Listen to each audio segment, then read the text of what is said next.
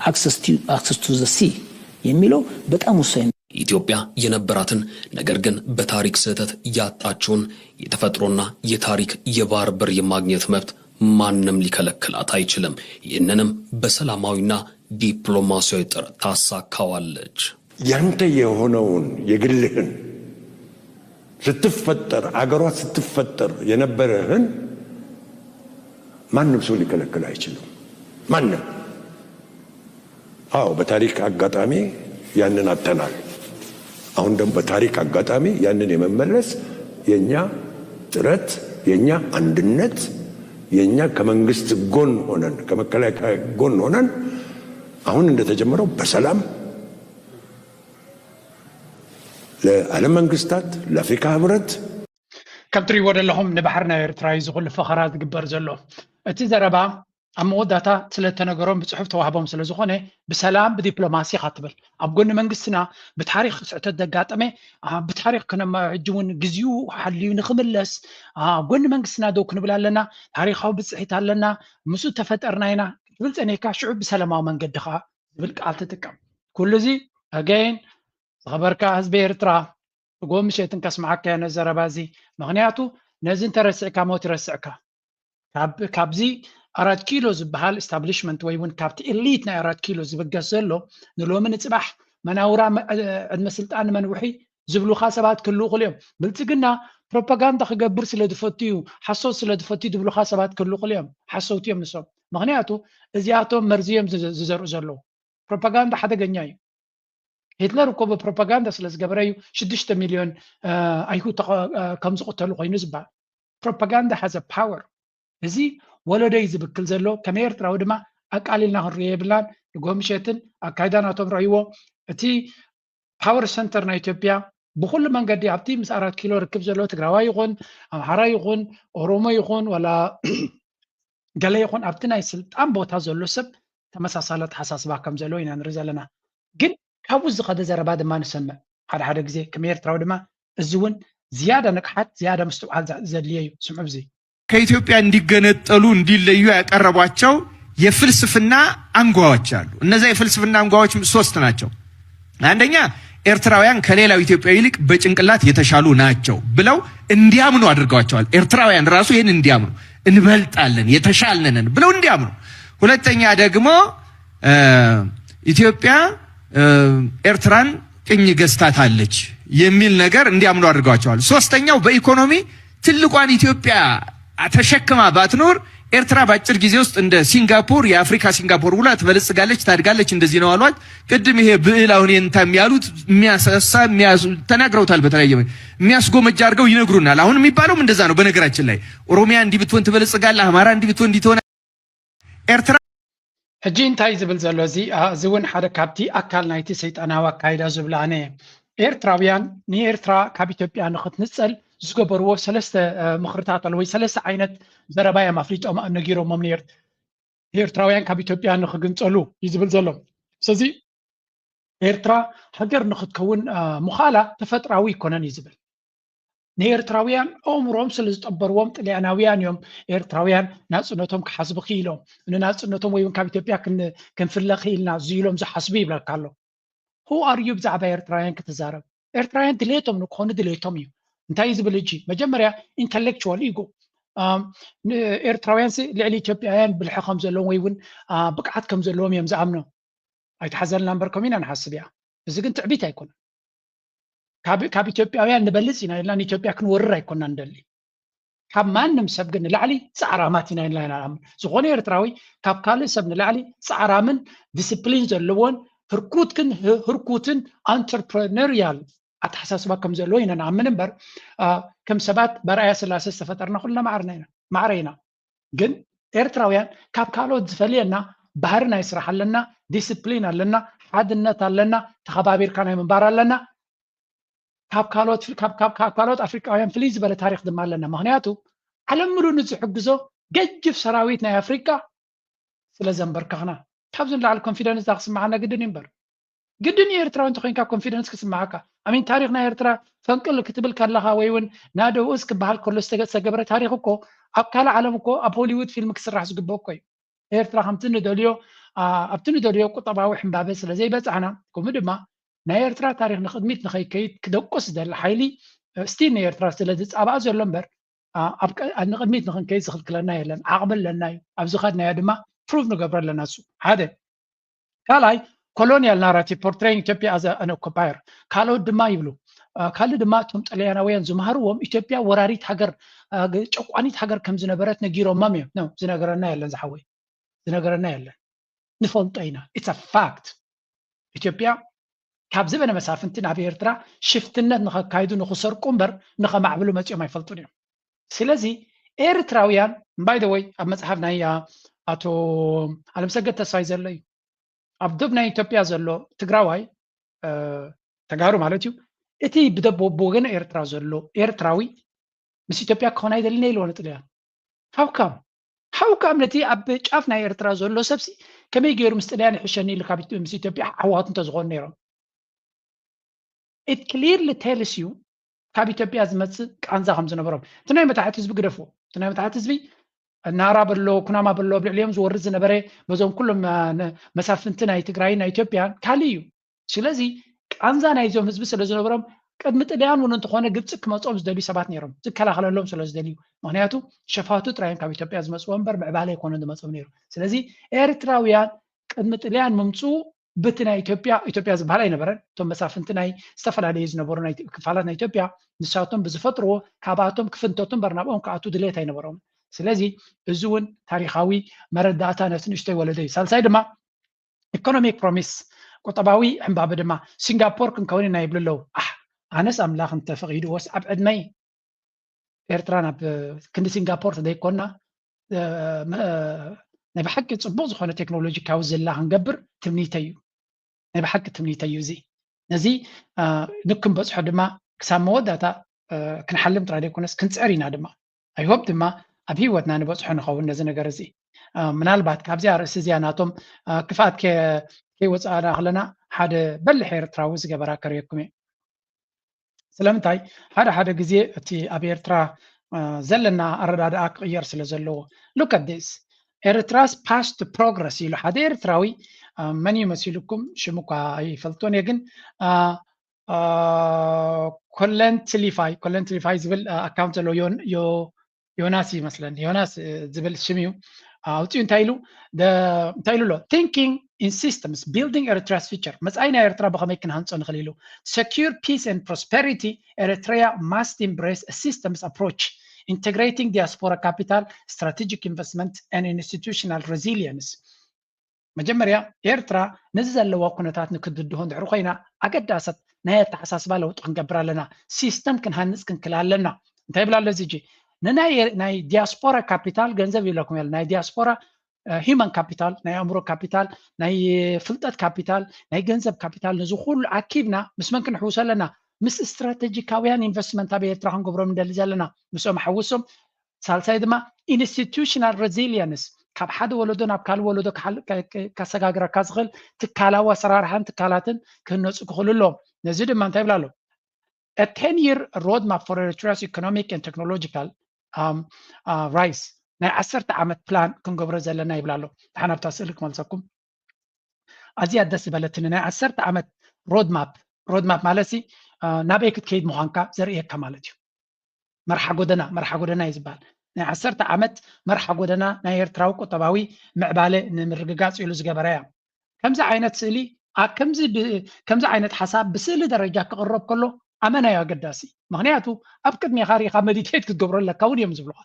ናበይ ክትከይድ ክትደሊ ከም ዘለኻ እንታይ እቲ ዕላማኻ ኣብ ቅድሚኻ ጌርካ ንጎም ምሸትን ክትሪኦ ኣለካ ይብሉኻ ስለዚ ዝሓውና እንታይ ገይሩ ኣሎ ክልተ ሰለስተ ጫፋት ገይሩ ኣሎ ብላዕሊ እንታይ ኢሉ ኣሎ መጀመርያ ዲያስፖራ ድሪቨን ኢንቨስትመንት ካልኣይ ናሽናል ዲጂታል ኢንፍራስትራክቸር ሳልሳይ ድማ ዲፈንስ ሞደርናይዜሽን ሰለስተ ነገራት ይብዎ ኣሎ መጀመርያ ብዲያስፖራ ዝዝወር ናይ ኢንቨስትመንት ማዕከል እንታይ ማለት እዚ ኤርትራ ኣብ ኤርትራ ዘለዉ ኣብ ውሽጢ ኤርትራ ዘሎ መንእሰይን ህዝብን ኩሉ ዝከኣሎ ገይሩ ነዚ ሃገር ክሳብ ሕጂ ፅኒሕዋ ኣሎ የቐፅል ኣሎ ስለዚ ኣብ ኤርትራ ዘሎ መንእሰይ ፍሉይ ነገር ክፈጥረልካ ይፅበዮን ኢኻ ምክንያቱ ዝከኣሎ ገይሩ ስለ ዘሎ እቲ ዝከኣሎ ዘይገብር ዘሎ ማለት ኣብ ማሕበረኮም ይራኸብ እየ ኣብ ዋዕላ ይኸይድ እየ ሰሚናር ገብር እየ ሓደ ዓመት ቫኬሽን ይኸይድ እየ ኤርትራ ትብል ተኮይንካ እኹል ኣይኮነን ንሱ ኪኑ እንታይ ክትገብር ትኽእል እዩ ስለዚህ እንታይ ይልወሎ ስጁ engage Eritrean diaspora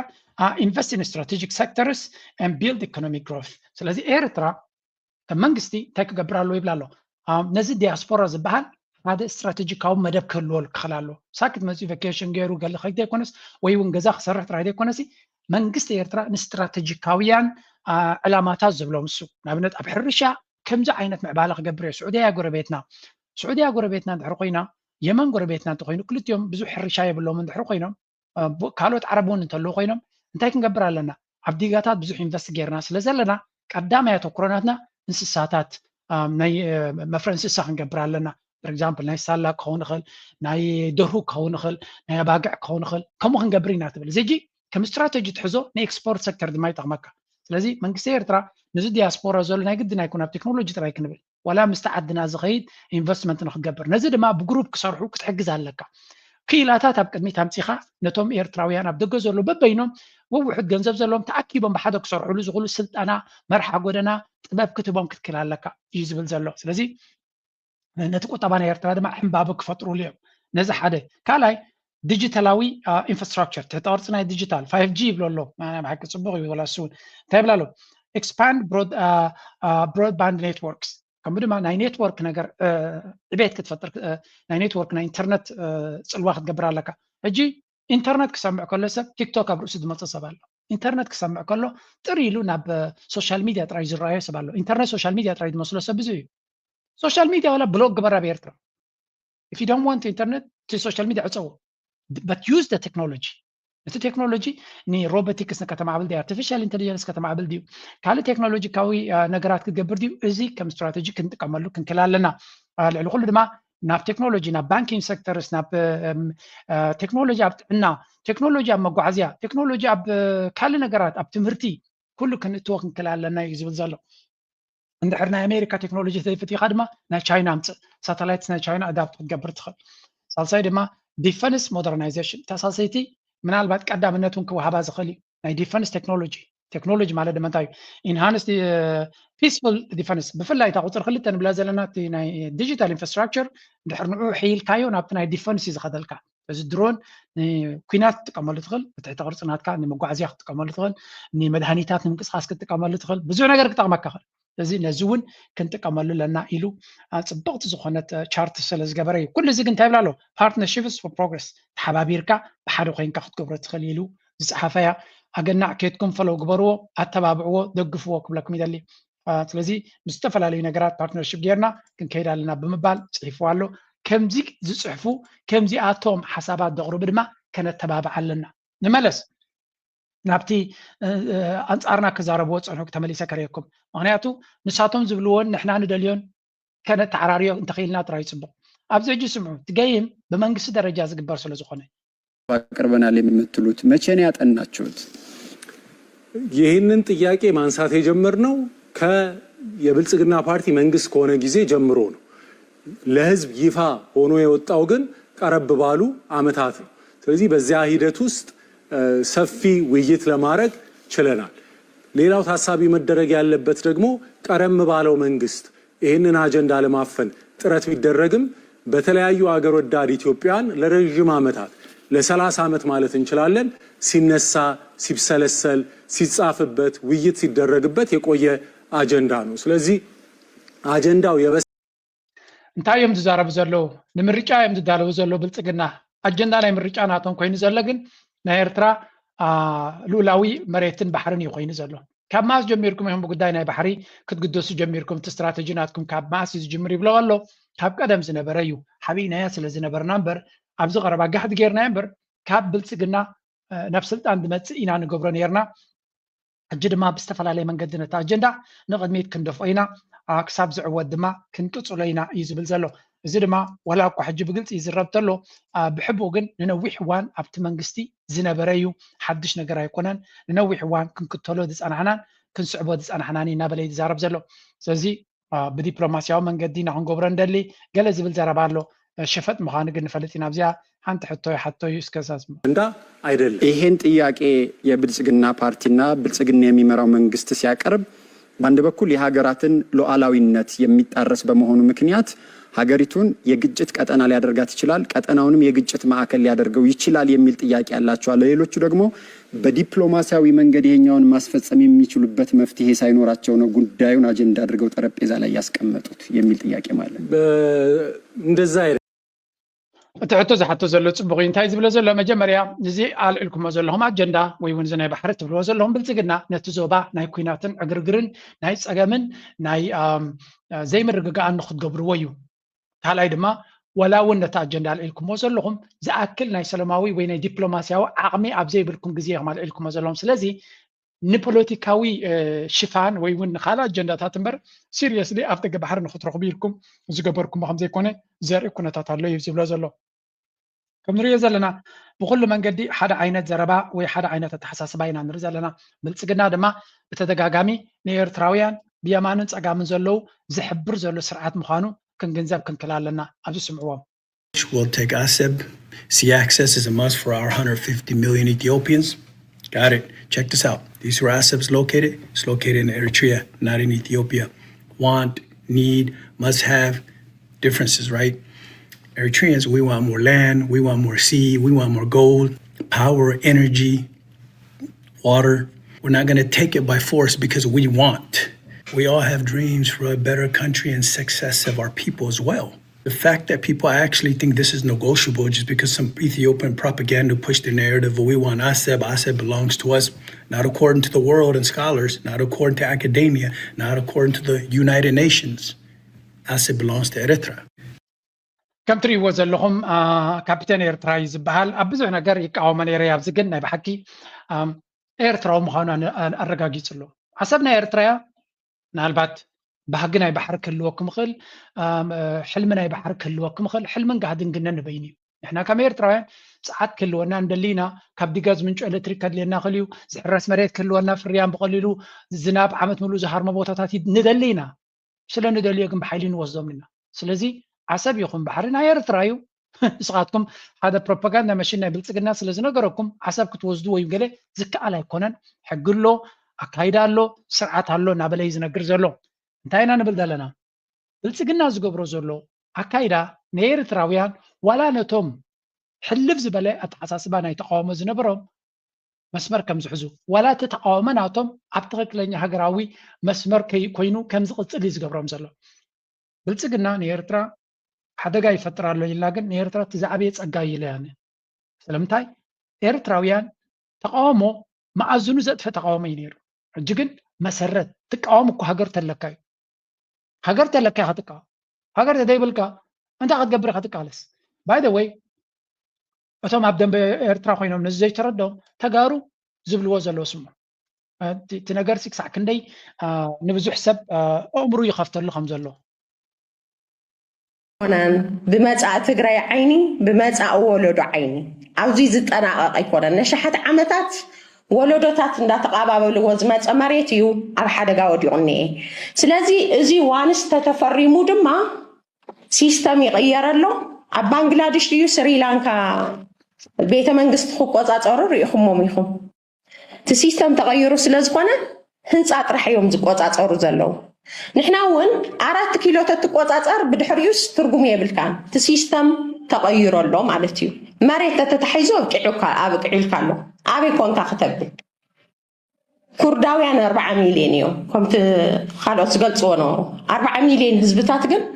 ሓንቲ ብጣስ መሬት ኣብ ዓለም የብሎምን። ናይ ካሊእ መርሰነር እንዳኾኑ እዮም ዝነብሩ ዘለው። ስለዚ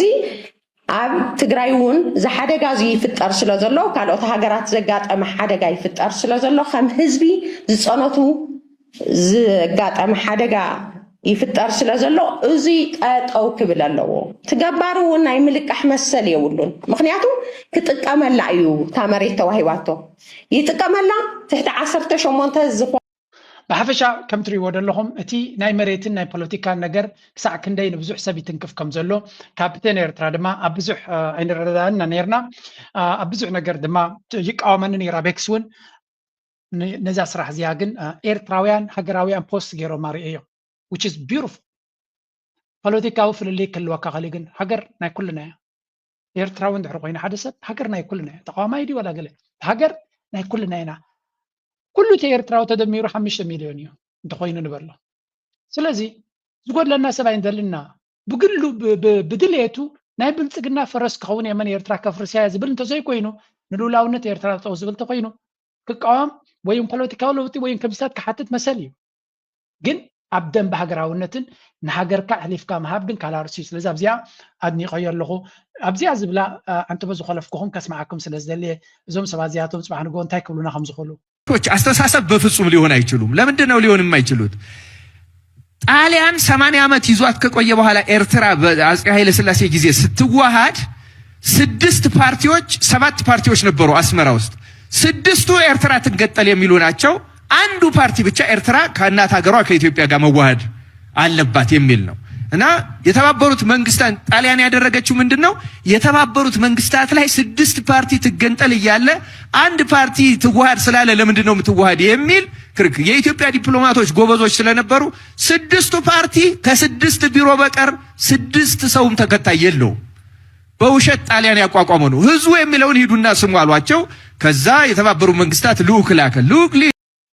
እዚ ተዛረብ ዘሎ ትፈልጥዎ እንትኮንኩም እስከ ንገሩና ኣነ ዝሪኦ ዘለኹ ሓደ ሳጥናኤል እዩ ዝርኢ ዘለኹ ዛዕባ ታሪክ ኤርትራ ይዛረብ ዘሎ ድፍረት ናትሮ እዩ ኣብ ግዜ ፌደሬሽን እዩ ዝብል ዘሎ ኤርትራውያን 7 ፓርቲ እንተነይርዎም ብዘረቡ እየ ዝትርጉመልኩ ዘሎ 7 ፓርቲ እንተነይርዎም 6 ካብኣቶም ኤርትራ ናጽነታን ሉላውነታን እዩ ዝግባኣ ኣብ ትሕቲ ሓደ ድሑር ፊዳል ሲስተም ዝጥቀም ዘሎ ብመሳፍንቲ ዝመሓደር ሃገር ኣይተኣቱን እያ ኩሉ ርእሱ ዘለዎ ድማ ከምኡ ዝብል ነይሩ ህዝቢ ኤርትራ ድማ ኤርትራ ናይ ኤርትራውያን እዮም ዝብሉ ነይሮም የስ ሓደ ፕሮጥልያን ንጥልያን ይመለሰልና ዝብል ፓርቲ እውን ነይሩ ምስ ጥልያን ሕሸና ዝብል እውን ነይሩ ብዙሓት ኤርትራውያን ግን ኤርትራ ናይ ኤርትራውያን እዮም ዝብሉ ነይሩ እንታይ ዝብል ዘሎ ጥልያን ኣብቲ እዋን እቲ ስለምንታይ 6 ፓርቲታት ናይ ኤርትራ ንናጽነትና ንሉላውነትና ክብሉ ከለዉ ነቲ ሓደ ፓርቲ ናይ ኤርትራ አንድነት ዝብል ዝነበረ ወይ ምስ ኢትዮጵያ አንድነት ዝብል ዝነበረ ትሰምዑ ኣለኹም ዝበሎም ናይ ኢትዮጵያ መራሕቲ በላሕቲ ስለ ዝነበረ ይዝብል ዘሎ በላሕቲ ይኮኑ ነይሮም ኤርትራ ክፉት ኣፍ ደገ ስለ ዘይተዋህባ ጉዳይ ናይ ኤርትራ ብሕቡእ ተዓፅዩ ስለ ዝነበረ ኪዱ መጽሓፍ ናይ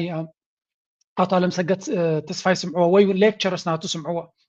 ተሓዝን ኢኻ ክትበኪ ኢኻ ትደሊ ኣነ እኮ ንባዕቲ ንመፀንቲ ኤርትራውያን ኣብ ልዕሊ ኤርትራ ዝወርድ ዝነበረ ድራዕ ባይ ዘ ወይ ኤርትራ ፌደሬሽን እውን ኣይኮነን ወሪድዋ እዩ ዝብል ናይ ኤርትራ ፌደሬሽን ኣይኮነን ነይሩ ናይ ኤርትራ ደይ መደይልካ ብሽም ፌደሬሽን ሰሪቕካ ንኤርትራ ኣካል ናይ ኢትዮጵያ ንምግባር ዝተገበረ ኩነታት ነይሩ and by the way this is for historical reasons ኩሉ ሰብ ክፈልጣ ዘለዎ ኣብ ኤርትራ ሓደ ግዜ ኣብ 1946 ዲ 5 ኣቢሉ እዩ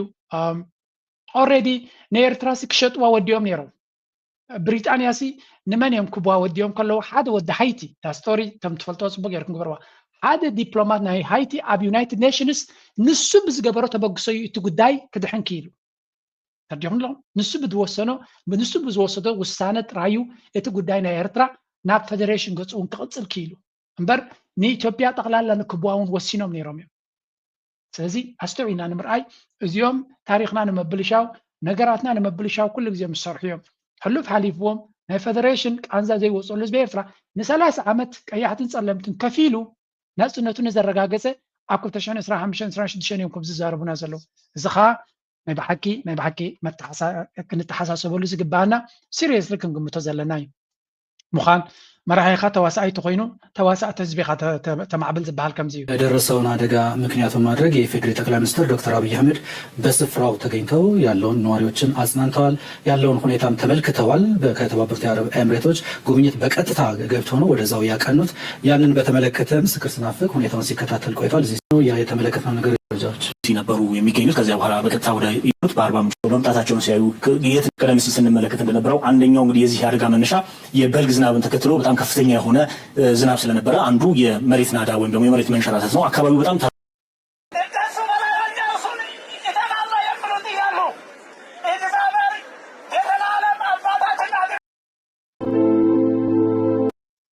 እዚያ ትሪዋ ዘለኹም አብይ አህመድ ኣብ ኢማራት ከሎ ኣጋጣሚ ኣብ ኢትዮጵያ ከሎ ዘጋጠመ እንዲ ነይሩ እዚ ሓደጋ አብይ አህመድ ግን ተዋሳኣይ ስለ ዝኾነ ኣብ ኢማራት ምስ ከደ እቶም ናይ ኢማራት መቸም ናይ ጌጋ ሓበሬታ ይመስለኒ ኣብ ኢትዮጵያ ዝሞቱ ሰባት ናይ ብሓቂ ሓዘን ተሰሚዕና ዝብል መግለፂ ምስ ወሰዱ ኣብይ ኣሕመድ ከይፈለጠ ይፀንዑ ይመስለና ብሃንደበት ሰሚዖሞ ካብ ኢማራት ምስ ተመለሰ ከም ትሪእዎ ዘለኹም ፍልይ ዝበለ ሓዘን ናይቶም ብተፈጥራዊ ድሕሪ ማይ ብዘጋጥም ሓደጋ ዝሞቱ ንዖም ክሪኢሉ ይኸይዱ ብድሮን ህዝቢ ዝቐትል ዘሎ ሰብ ብመድሃኒት ምዕፃው ሰብ ዝቐትል ዘሎ መራሒ ወታደራት ናቱ ኣብ ዓዱ ንኸብርሱ ዘሰልጥን ዘሎ መራሒ ካብ ተሓለፈ 2-3 ኩናት ከይመሃር ድማ ሕጂ ሰብ ዘይብል ሰራዊት ሒዙ ንትግራይ ኩናት ክገብር ባንክን ኤሌክትሪክን ገንዘብን ኤቭሪቲንግ ዓፅዩ ዘሎ መንግስቲ ብዛዕባ ዜጋታት ክሓዝን ክረአ ከሎ ናይ ብሓቂ ክሳዕ ክንደይ ተዋሳኣይ ምዃኑ እዩ ኣፍሊጡ ዘሎ እዮም ዝብሉ ዘሎ ሓቆም እዮም ድማ ተዋስኦ ናይዚ ሃገር ብጣዕሚ ዘገርም እዩ ባይ ዘ ወይ እዚ ሰብ እዚ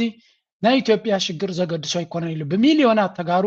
ይኹን ካልኦት ኢትዮጵያውያን ኣብ ማዓስከራት ተጓሒፎም ከለዉ ንመጀመርያ ብድሮናት ዝመውት ሰብ ኣብ ቤተክርስትያናት ዝሕረት ሰብ እናሃለዎ ከሎ እንታይ ይገብር ኣሎ ነዚኦም ኣብ ሓደ ቦታ ዘለዉ ከይዱ ኣብኡ ነዚ ናይ ህዝቢ ቃንዛ ከም ዝስምዖ ዘሎ ይደምስል ዘሎ እስከ ዶክተር መልኪሳ ዝበሎ ስምዕዎ ኣብዚ 4-5 ቀን በኋላ እንትኑ ዜናው የት ነበር? የኢትዮጵያ መሪ አይደለ እንዴ? እንዴ ከ5 ቀን በኋላ ጋሞ አርባ ምንጭ ይላል? ሚሄድ ከሆነ እዛው አዲስ አበባ በነበረበት ጊዜ መሄድ ነበረበት። ነገር ግን አብይ ኢትዮጵያዊ ዜጋ አይደለም ብሎ ስለሚቆጥር እሱ የሌላ ሀገር ተጠሪነቱ እዛ፣ ወዳጅነቱ እዛ፣ ዜግነቱም እዛ እንደሆነ ልንገራችሁ ነው የገባው ዛሬ። የአብይ ዜግነት በትክክል ልንገራችሁ ነው የመጣው በትክክል። ዶክተር መልኪሳ ሓደ ካብቶም ንኣብይ ኣሕመድ ብቐረባ ዝፈልጦ ዝነበረ ኣብ መንግስቱ ናቱ ድማ ዘገልገለ እዩ። እዚ ሰብ እዚ ኢትዮጵያዊ ይኮነን እዩ ዝብሎም ዘሎ ኢትዮጵያዊ ይኮነን ሰብ እዚ ሜይ ቢ ዜግነት ናይ ኢትዮጵያ ሒዙ ዝዓበየ ክኸውን ይኽእል እዩ፣ ግን ወዲ ኢማራት እዩ። ፋጢማ ትበሃል ነቲ ንጉስ ናይ ኢማራት ኣድዩ 6 ወዳት ወሊዳ መበል ሻብዓይ ግበርኒ ኢሉ ለሚንዋ መበል ሻብዓይ ገይሮም ኣዶፕት ገይሮም እዮም። ስለዚ እዚ ሰብ እዚ ናይ ዓዱ ስቃይ ኣይኮነን ዘገድሶ ኢሎም ኩናት ኣብ ዓዱ ሞት ኣብ ዓዱ ከሎ ጥሪ ኢሉ ኣብ ኩናት ዘለዎ ቦታ ናበይ ከይዱ ናብ ኢማራት ይኸይዱ። ምክንያቱ ልቡ ሓንጎሉ ኣእምሩ ኣብኡ ስለ ዘሎ እቲ ዘገድሶ ቦታ ድማ ንሱ እዩ። ስለዚ እትሪእዎ ዘለኹም ኣብ ኢማራት ቀኒዩ ንሳቶም እዮም እንታይ ኣብ ዓድኻ ዘሎ ሞትን ስቃይን ኣይሰማዕካዮን ዲኻ ኮንካ ዝበልዎ ሃንደበት እዩ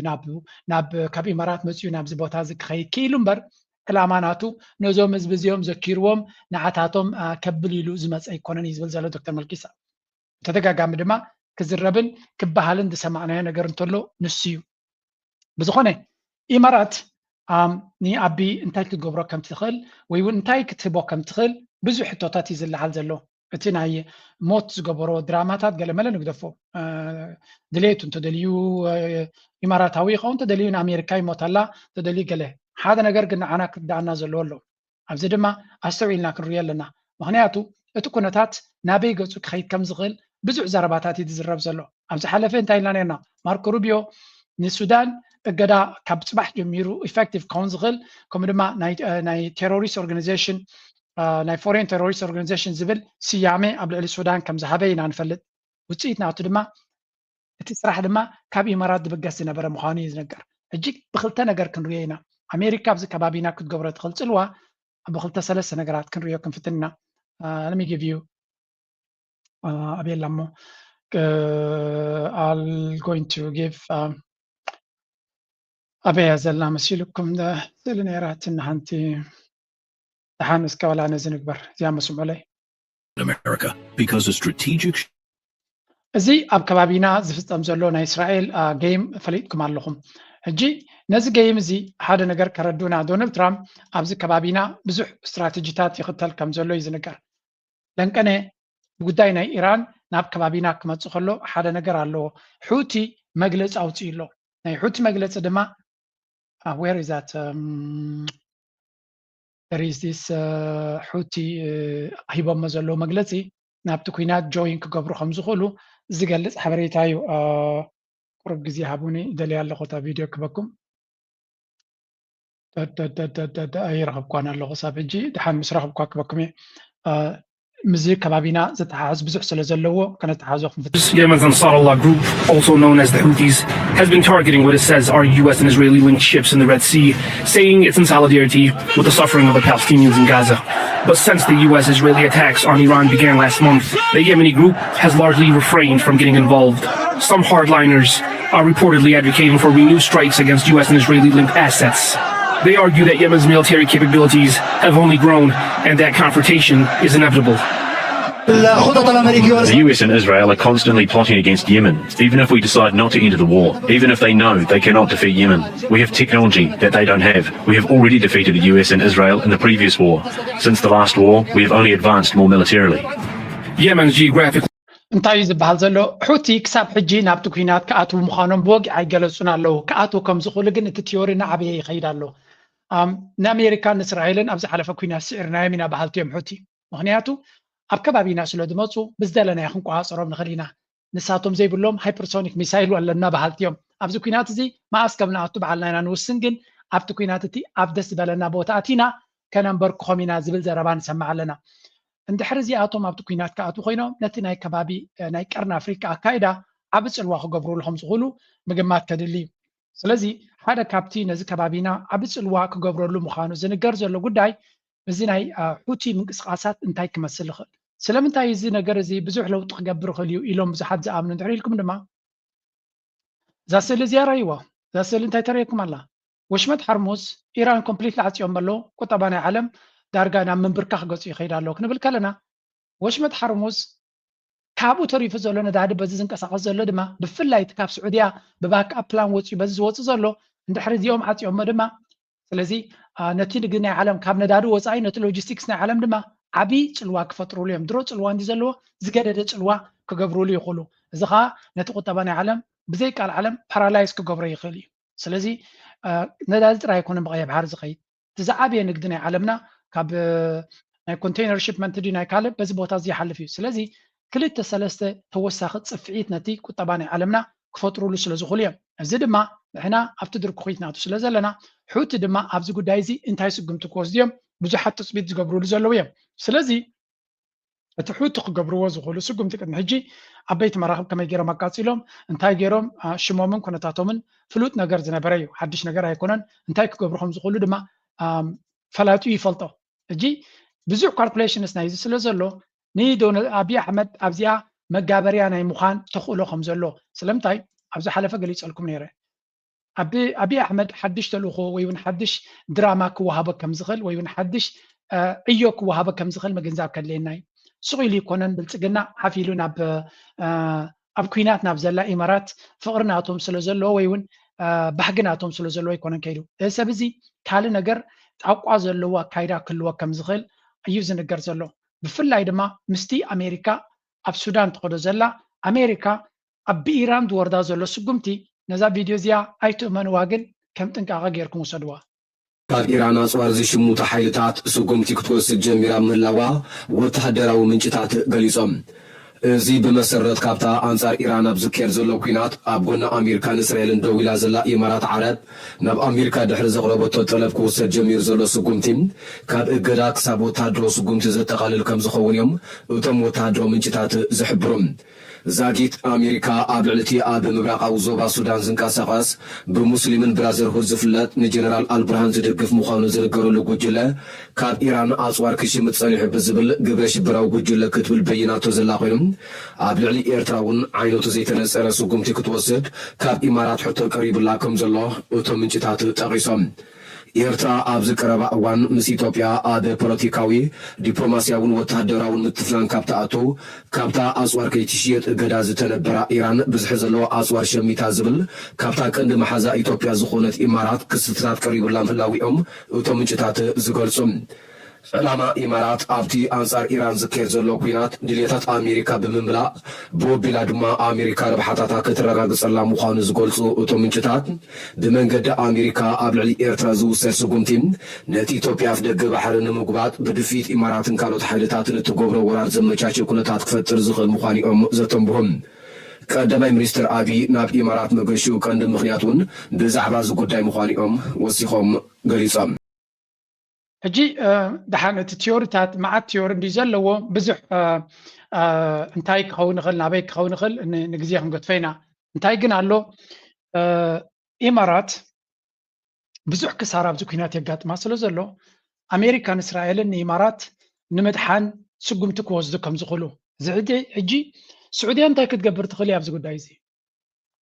ማለት ሶፋር ንኢማራት ብዙሕ ክሳራ ኣብቲ ኩናት የጋጥማ ስለ ዘሎ ኣሜሪካ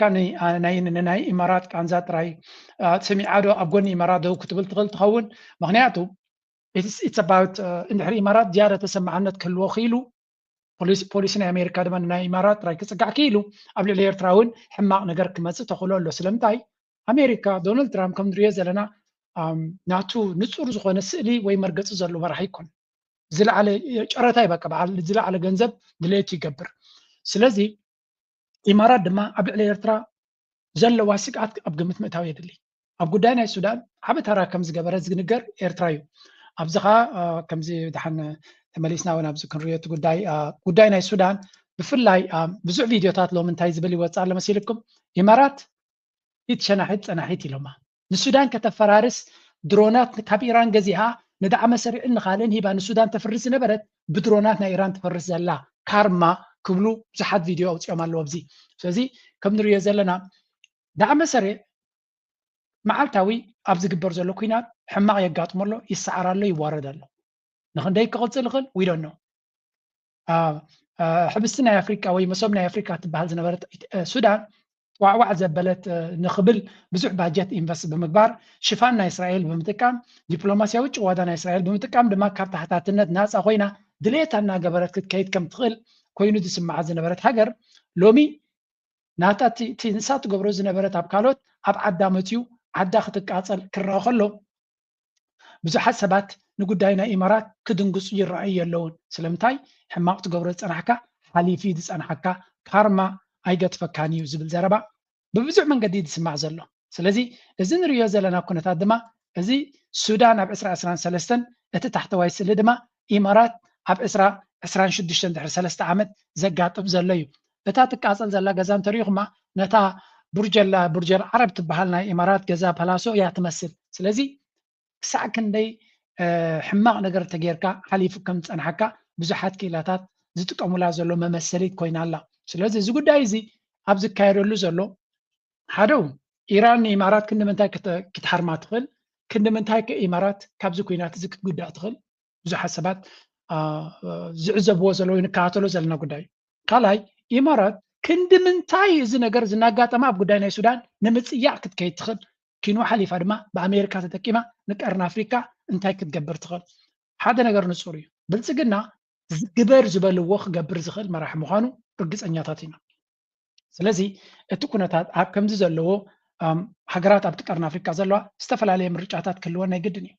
ዊ ሃቭ ሃገራት ናተን ምርጫታት ኣብዚ ጉዳይ እዚ ኣከታቲለን ክሪኦ ክኽእል ኣለዎን ምክንያቱ ኤርትራ እዚ ጉዳይ እዚ ናበይ ክኸይድ ከም ዝኽእል ትከታተሎ ኣላ ኣብዚ እንታይ ኢሎም ኣለዉ እስከ የመን ሊብያ ሱዳን ብኢድ ናይ ኢማራት ከም ዝፈረሳ ምዝካር የድሊ ሊብያ ኣዝዩ ምዕቡል ሃገር እዩ ነይሩ እቲ ቀዳማይ ዕግርግር ምስ ተገበረ ዝዓበየ ዕግርግር ናይ ሊብያ ኢማራት ኢድ ከም ዝነበራ እዩ ዝንገር ከምኡ ኣብ ሱዳን ኩልና ንፈልጦ እዩ የመን ብዓብዩ ናይ የመን ጉዳይ ድማ ኢማራት ኢድ ነይርዋ ስለዚ እዚ ሕጂ ኣብ ኢማራት ዝወርድ ዘሎ ቀደም ንሳቱ ዘርኦ ዝነበረት እዩ ዝብል ቪድዮ ብተደጋጋሚ ኣብ ብዙሕ ጨነፈራት ንሰምዖ ዘለና ኢና ሓደ ነገር ድማ ይበርሃልካ ምናልባት ኢማራት በዚ ሕጂ ኣጋጢሙ ዘሎ እንተተማሂራ ፅቡቅ ነገር እንዲ ክኸውን ግን ኣብዚ ጉዳይ እዚ እዚ ኩናት እዚ ብኸመይ ይውዳእ ኣዝዩ ኣገዳሲ ክኸውን ኩናት ናይ ኢራን እዩ ዝብለኩም ዘሎ ኩናት ናይ ኢራን ናይ እስራኤልን ኣሜሪካን ብኸመይ ክውዳእ ይኽእል ወሳኒ ክኸውን ብዙሓት ካባዮም ዝዛረቡ ዘለዉ እንድዕሪ መንግስቲ ኢራን ብተኣምራታዊ መንገዲ ክሰዓር ተዘይኪሉ በዚ ንሪኦ ዘለና ናይ ምስዓር ምልክት የብሉን ግን ብተኣምራታዊ መንገዲ ተሳዒሩ እቲ ስርዓት ወዲቑ ኢማራት ኩነታት ኣዝዩ ከብድ እዩ ዋላ ዝኾነ ይኹን ዶናልድ ትራምፕ ኣዝሊቑን ተሃዲሙ ኢማራት ኣኺልዋ እዩ ምክንያቱ ካብ ኩለን ሃገራት ዓረብ ብፍሉይ ታርጌት ገይሮሞ ዘሎ ኢራን ንኢማራት እዩ ስለዚ እዚ ጉዳይ እዚ ኣብ መንጎ ንሓያል ሓያል ርከቦ ዝበሃል ካብ ግዜ ናብ ግዜ ብትክክል ንሪኦ ኣለና እሱ ድማ ሱዳን ምናልባት ሕጂ ተስፋይ ዝበሃል ዘሎ ሱዳን ንኸይትዕወት ድማ እቲ ኣሜሪካ ዝበሃል መጋበርያ ኮይኑ ፈረስ ኮይኑ ዝገብሮ ዘሎ ንሪኦ ንሰምዖን ኣለና ስለዚ እዚ እውን ብመንገዲ ኣሜሪካ ጌርካ ልዕሊ ኤርትራ ዝኾነ ሕማቕ ከይመፅእ እውን ፀሎት ምግባር የድሊ ዲፕሎማስያዊ ኢንጌጅመንት እስከድሊ ፃዕሪ ከድሊ ግን ብትክክል እወ ከጋጥም እዩ ሕጂ ኣሜሪካ ንእስራኤል ብመንገዲ ክስቶ ብመንገዲ ብልፅግና ጌራ ተቐላጢፋ ኩናት ክጅምርያ ይብል ኣለኹ ኖ I don't know about that ግን ተኽእሎታት ናይ ብልፅግና ዕድላት ክብዎ ዝኽእልሉ መንገዲ ግን ኣሎ ጥንቃቐ ከድልየና እዩ መቸም እንድሕር ግዜ ኣለዎ ጥራይ እዩ ግዜ ክህልዎ ዝኽእል ብልፅግና እምበር እቲ ንብልፅግና ኣጋጢምዎ ዘሎ ፀገም ዕብይ ዝበለ ፀገም እዩ ትሪእዎ ዘለኹም ፋኖ ልዕሊ 2,000 ዝኾኑ ፍሉያት ኮማንዶ ለንቀነ ከም ዘመረቀ እዩ ዝንገር ዘሎ ስለዚ ኢማጅን መራሕቲ ናይ ፋኖ ከምዚ ተኣኪቦም ዓበይቲ ኮማንዶታት ኣብ ዝዕልምሉ ዘመርቑሉ ዘለው ኣብ ውሽጢ ኢትዮጵያ ንዘሎ ስለያ ዘለዎ ሰራዊት ናይ ብልፅግና ወታደራዊ ዓቕሚ ዘለዎ እንተዝኸውን ነይሩ እዚ ኣብ ውሽጢ ዓዱ ኣብ ማይ ኣጋጠመን ናይ ነገረካ ብልፅግና ናይ ድራማ ሰራዊት እምበር ኣብ ባይታ ውፅኢት ዘለዎ ሰራዊት ከም ዘይብሉ እዩ ዝንገር ዘሎ ስለዚ ከም ትሪእዎ ዘለኹም እዚ መመራቕታ ናይቶም ፍሉያት ኣባል ኣሃዱታት ናይ ፋኖ ዝነበረ እዮም ዝብልዎ ዘለዉ ትሪእዎ ዘለኹም እዚ እቲ መመራቕታ ረይዎም ፋኖ እንታይ መስሉ ኣለዉ ምድብ ሰራዊት ተቐይሮም ኦልሬዲ ሎጂስቲክ ናቶምን ገለ መሊኦም ክትሪኦም ከላ ምድብ ሰራዊት እዮም ተቐይሮም ልዕሊ ምድብ ሰራዊት እውን ክትብሎም ትኽእል እዚ ሓደሽቲ ኮማንዶ ዝተመረቑ ዝበልዎ እዩ ኦልሞስት ክንደይ ቪድዮ ኣለና ናይዚ ከረየኩም እየ ሜኒ ቪድዮስ ኣነ ናይዚ ቪድዮ ናይዞም ኮማንዶ ጥራይ ረኺበ ዘለኹ there was another video as well እንታይ ኢኻ ዝነግረካ እዚ እቲ ፋኖ ክንምንታይ ብቁፅሪ ይዓቢ ከም ዘሎ ብዓቕሚ ይዓቢ ከም ዘሎ ብካልእ መለክዕታት ንስኻ ሰብ ክዛረበሉ ዝኽእል ዘበለ ድማ ይዓብዩ ከም ዘሎ እዚኣቶም እዮም ኣብዚ እንታይ ዝብል መግለፂ ነይሩ ያ ኣምሓራ እዚ ካቲ ሕብረት ዝገበረ ማለት እዩ ኣምሓራ ፋኖ ናሽናል ሙቭመንት ማለት እዩ announced the graduation of 2,000 commandos who completed a 6 months commando training program. The ceremony was attended by senior leaders, military commanders, and invited guests. ስለዚ እዚ ትብልፅግና ዝበሃል 2,000 ኮማንዶ ከም ዘመረቐን እቲ መመረቕታ ድማ ዓበይቲ መራሕቲ ናይ ፋኖ ወታደራውያንን ፖለቲካውያን መራሕትን ተሳቲፎም ከም ዝነበሩ እዩ ዝነገር እዚ ኣብ ውሽጢ ዓድኻ ብልፅግና ሓይሊ ነይርዎ ተዝኸውን ስለያ ኣለኒ ብላብላ ዝብሉ ሓቂ ነይሩ ተዝኸውን ገለ ነገር ክገብር ምኻለ ገለ ነገር ክትገብር ግን ዓቕሚ ምዝህልወካ ጥራይ እምበር ገጅፍ መልሓስ ምዝህልወካ ኣይኮነን ገለገለ ካብኡ ካብ ዝበልዎ ገለ ደርፍታት ስምዑ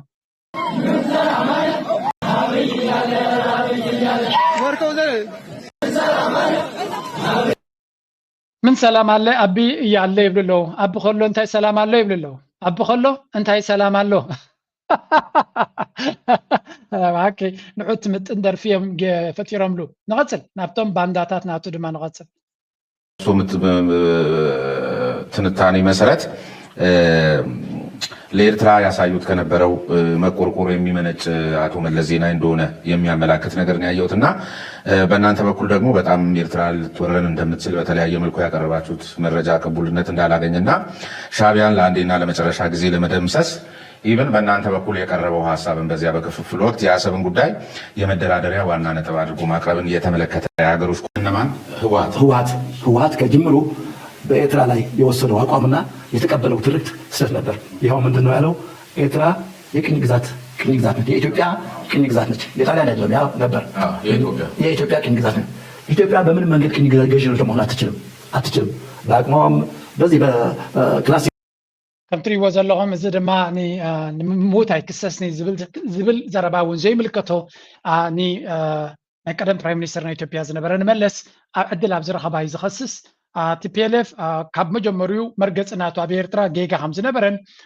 they wrongly labeled ንኤርትራ ከም ሓንቲ በኢትዮጵያ ትግዛእ ዝነበረት ኮሎኒ ገይሮም ይገልፅዋ ከም ዝነበሩ ግዜ እቲ እምበረይ ኣካል ናይ ኢትዮጵያ ከም ዘይኮነት ኢትዮጵያ was never a colonial power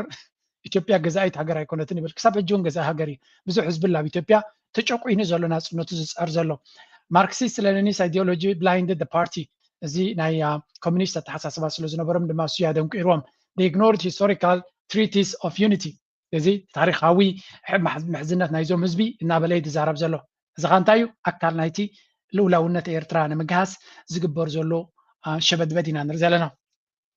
The TPLF adopted the Shabia EPLF narrative and they followed the views of Arab nations. ስለዚህ ኒ ሉላውነት ኤርትራ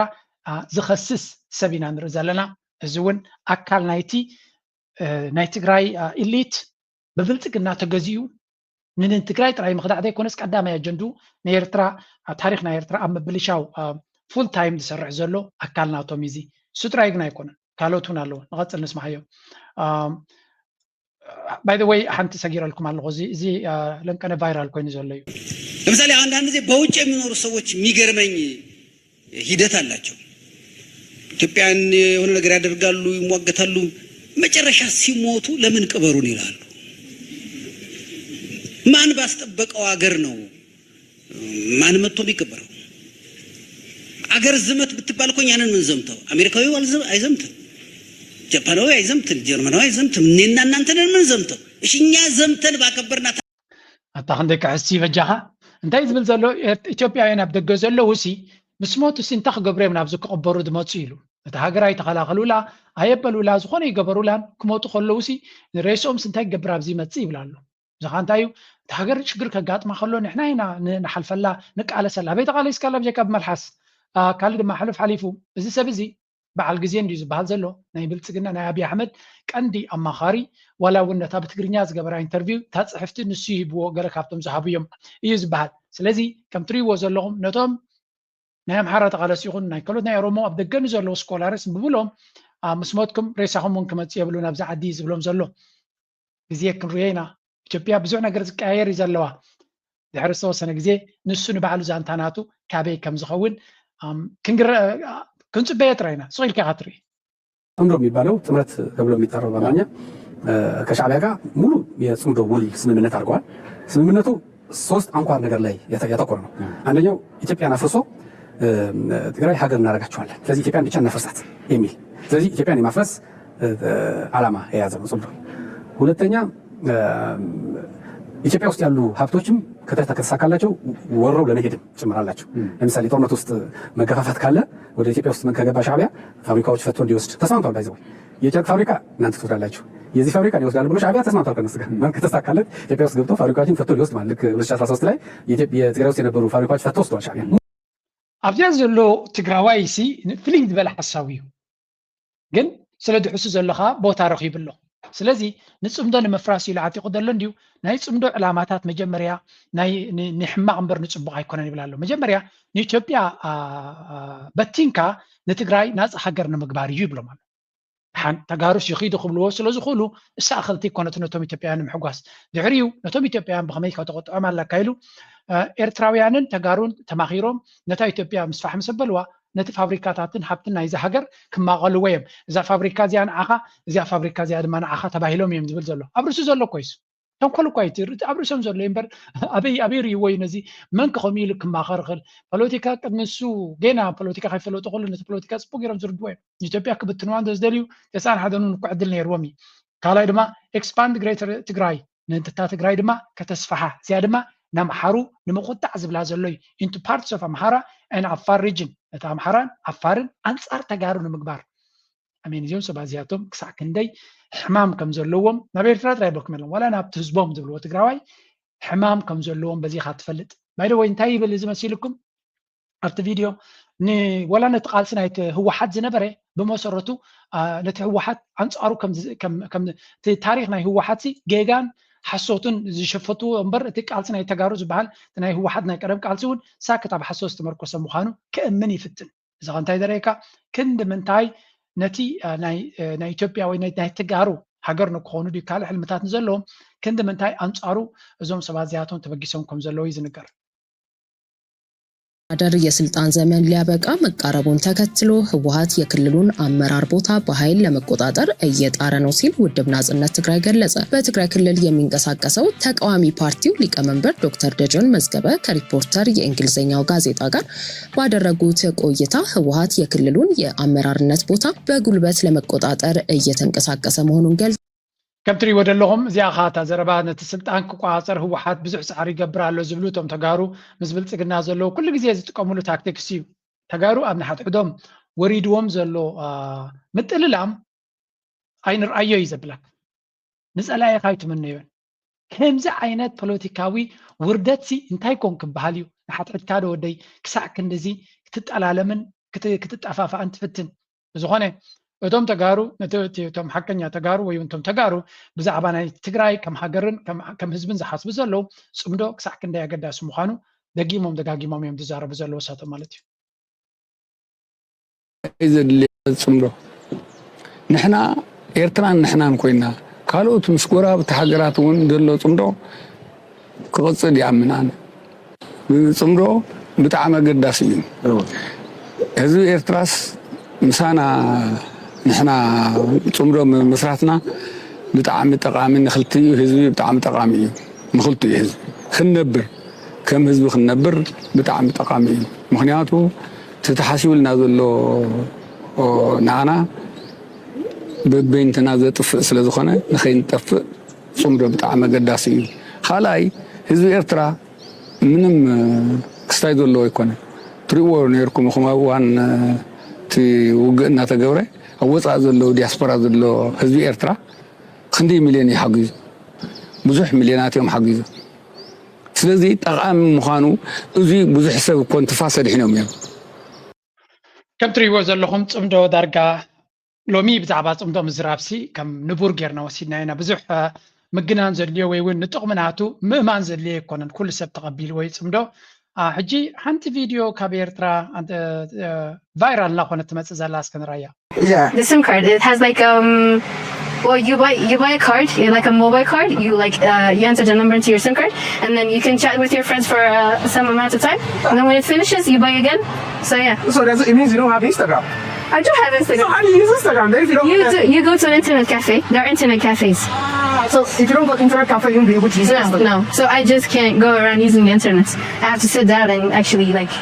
And that's a great thing. You get to connect with people. You get to actually connect with people in real time. So guess what? I really want to meet her again, but there's no way to reach out to her. So how do we do it? So I'm going to meet him at his hotel at a specific time, and I'll be there. ብሓፈሻ ብዛዕባ ኣብ ኤርትራ ዘሎ ኩነታት እንዲሁ ዝዛረብ ብዙሕ ናይ ኤርትራ ጽቡቕ ነገር እዩ ዝዛረብ ሓቂ ንምዝራብ መፂኻ ኩሉ ነገር ክትዛረቦ ኩሉ ነገር ሕማቕ ኣይኮነን ዝዛረብ ጽቡቕ ናይ ኤርትራ ይዛረብ እዩ ጽባቐ ናይ ኤርትራ ክገልጽ ፍትን እዩ መግብናትና ኦርጋኒክ ምዃኑ ይነግርዎ እዮም ብዙሕ ነገራት ይነግርዎ ቁርብ ትለያቡ ኤርትራ ስለምንታይ ከምዚ ኮይና ክገልጽሉ ዘይምኽኣሎም ቁርብ ቅር ኢላትን ማለት ኩሉ ንሪኦ ዘለና ብዙሕ ጽቡቕ እናሃለዋ ትሕተ ቅርፂ ናይቲ ሃገር ስለምንታይ ከምዚ ክኸውን ክኢሉ ስለምንታይ እቲ ነገራት ደይ ማዕበለ ገለ ድብልዎ ዘለዉ ኤርትራ ብዙሕ እገዳ ዘለዋ ብዙሕ ፀገም ትሓልፍ ዘላ ሃገር ምዃና ኣይገልፅሉን እዮም maybe ገሊፆምሉ ቆሪፅዎ እውን ክኸውን ይኽእል እዩ ምክንያቱ ንሱ እውን ዘሰክፎ ነገራት ክህልዎ ስለ There's so many Wi-Fi spots. It's like a business in every corner of the country. So we're here to just buy, sit, and make all my phones. Hi, how are you? I just need an hour. ኣብ ብዙሕ ነገር ጽቡቕ ነገር እንዲ ዘለና ኣብዛ ናይ ኢንተርኔት ክትከውን ከላ ጥራይ እታ ፀገም ትኸውን ዘላ እዩ ይብል ንሱ እውን እስከ ንቐፅል ንእሽተይ ንስማዮ 15 now. Oh, 1.5. Not that expensive. 1 hour. Okay. Is it fast? Yes. Fast. What do you want to use? Like, you gonna use WhatsApp or Instagram? Is WhatsApp okay? Yeah, okay. Yeah. I can use WhatsApp and Instagram? But you don't have VPN, so you can use. Oh, so I need to connect my VPN before my WhatsApp can work. Okay. You can use Instagram. I am a living testimony. So እንታይ እዮም ብዛዕባ እቲ ናይ ኢንተርኔት ጉዳይ እዮም ዝዛረቡ ዘለዉ ኣብዚ ማለት ጅሱ ኣብዚ ክዛረብ ከሎ ንዕቲ ኩነታት ስለዘይርዶ ይዛረብ እታ ቪድዮ ግን ብዙሕ ናይ ኤርትራ ፅቡቕ ኢምፕሬሽንስ ዝፈጠረት ቪድዮ እያ ኣነ ክሪኣ ከለኹ ነዛ ቪድዮ ሕጂ ኣብ ገለ ክፋልናታ ኣብ ዘርእየኩም ዘለኹ ከባቢ ናብ ፍርቂ ሚልዮን ቀሪባ ኣላ እንዳ ኣብቲ ኮሜንት ሴክሽን ክሳብ 4500 ኮሜንት ተጻሒፍላ ኣሎ እዚ ዓብይ ኣድቨርታይዝመንት እዩ ኤርትራ እቲ ብፅሬታ ብዙሕ ነገራታ ብፅቡቕ ከም ትግለጽ እዩ ዝነግር ኢንተርኔት ትገብሩ ግን ጽቡቕ ነይሩ ይድብል ኣብዚ country because the internet can create employment for the youth living in the country. I am a living testimony and the internet enables us to make money. So access. See that ሓፈሻ እታ ንብላ ዝፀናሕናያ እታ ቀንዲ ንሕና ንደልያ ኣብዚያ ጉዳይ ተመሊስና ኤርትራ ዝትገብሮ ዘላ ጽቡቕ ነገር ኩሉ ኣድናቆትን ክብርን ክንህብ ኣለና ኤርትራ ዝገበረቶ ኣብ ምዕቃብ ናይ ማይ ይኹን ምዕቃብ ናይ ቀጠልያ ነገር ንክኸውን ተዓዲት ካብ ተኸትብሎቲ ደዘርት ክኸውን ናብ ምድረ በዳ ዝኸይድ ዝነበረ ዓዲ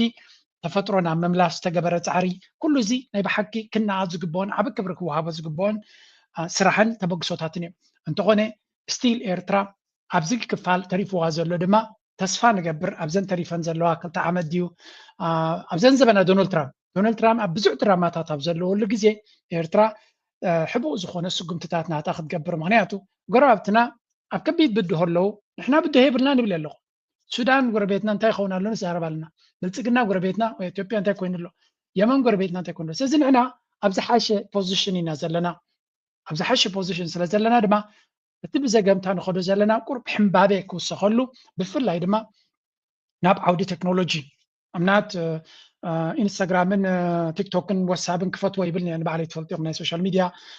ፀገማት ይርዳእኒ እዩ ብዙሕ ግዜ ሶሻል ሚድያ ኣብዚ ደገ ፈጢሩና ዘሎ ፀገማት ክትሪኦ ከለኻ እውን ቀሊል ኣይኮነን ግን እቲ ካልእ ሰግመንት ናይ ቴክኖሎጂ ግን ዝያዳ ክንደፍኣሉ ክንክእል ኣለና ኢንተርነት ወላ ካብ ሶሻል ሚድያ ብሎግ ጌርካ ብምሉእ ሶሻል ሚድያ ወላ ብሎግ ግበሮ እቲ ካልእ ክፋል ናይቲ ኢንተርነት ካልእ ክፋል ናይ ቴክኖሎጂ ካልእ ክፋል ናይ ሕምባቤታት ከምኡውን ትቁጠባ መንስያትና ክሳተፍሉ ዝኽእሉ ዕድላት ክረኽብሉ ዝኽእሉ ክግዝግስሉ ዝኽእሉ መንገድታት ክንፈጥር ግዜኡ ኮይኑ ይስምዓኒ ደገ ዘለኻ ድማ ኩሉ ግዜ ንዓድኻ ኣበርክቶ ናትካ ከተዕይል ፃውዒት ይግበረልካ ነይራት ናንቲ ቪድዮ ሕጂ ብቐረባ ክረኽባ ይክእልኒ ግን ናይ ህፃናት ናይ ኤርትራ ዝገብርዎ ዘለዉ ናይ ቴክኖሎጂ ግዝጋስታት ተርኢ ቪድዮ ነይራት ንግን ሕጂ ክረኽባ ይክእልኒ ብዝኾነ ብዙሕ ፅቡቕ ኣሎ ብዓድና ክንደፍኣሉን ክንውስኸሉን ዘለና ኣብዚ እውን ኣሎ ነዚኣቶም ኢንተርነት ወሲኽካ ስልጠና ወሲኽካ ቴክኖሎጂ ወሲኽካ ኦይ ኣይኮነት እዚኣ ሶሪ ካሊያ ነይራ ድሓን ካልእ ግዜ ከምሳልኮ ናይ ሓንቲ ናይ ህፃናት ነይራት እዚኣ ካብ ኤርትራ እዚኣ እውን ግን ድሓን ኣብ ካልእ ግዜ ክንሪያ ክንፍትን ኢና ብዝኾነ ኣነ በዛ ነብሰይ ነቲ ዘለና ፅቡቕ ነገር ብፍላይ ነዚ መንእሰይ ከምዚ ገይሩ ንኤርትራውያን ከተባብዕ ዝገበረ ድማ ደስ ኢሉኒ ሓግዙ ኣብ ኤክስ ብዙሕ ፅቡቕ ነገር ዝስራሕ ኣሎ ኣብ ፌስቡክ ኣብ ዋትስኣፕ ነቶም ንኤርትራ ፅቡቕ ዝገብሩ ዘለዉ ድማ ደግፍዎም ኣተባብዕዎም እናበልኩ ናይ ሎም ኣርስቲ ኣብዚ ክውድየ ነዛ ናይ ፅምዶ ዝረኸብኳ ደርፊ ድማ እስከስምዕዋ ሰላም ንዓኻ ጀንትራ ሓወይ ወዲ ኤሪትራ ውሰድኒ ግዳ ባሕሪ ኣዛውረኒ ብፍቕሪ ኣዛውረኒ ብፍቕሪ ሰላም ንዓኺ ጋመ ሰላም ንዓኺ ጋመ ጓል ትግራይ ጓል ዓጋመ ልበይ ናባኺ ነቐለ ተቐበልኒ መቐለይ ሰላም ሰላም ሰላም ንዓኻ ንወ ሰላም ንዓኻ ጀንትራ ሓወይ ወዲ ኤሪትራ ውሰድኒ ግዳ ኣስመራ ኣዛውረኒ ብኤሪትራ ኣዛውረኒ